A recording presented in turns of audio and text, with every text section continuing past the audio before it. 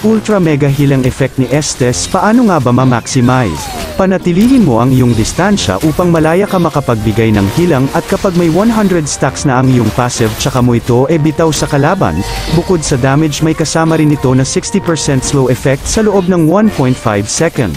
Gamitin mo ang support emblem para sa healing effect, cooldown reduction at movement speed, inspire para sa extra CD reduction, tenacity para sa additional physical at magic defense once na mag-drop ang HP mo sa 50% at quantum charge para sa extra HP region at dagdag na movement speed. Huwag mo kakalimutan na priority ang Flask of the Oasis dahil nagbibigay ang passive nito ng shield oras na bumaba ang inyong HP sa 35% at mababawasan ng bahagya ang cooldown ng iyong mga skills, ngunit may 60 seconds cooldown ito sa bawat isa sa inyo.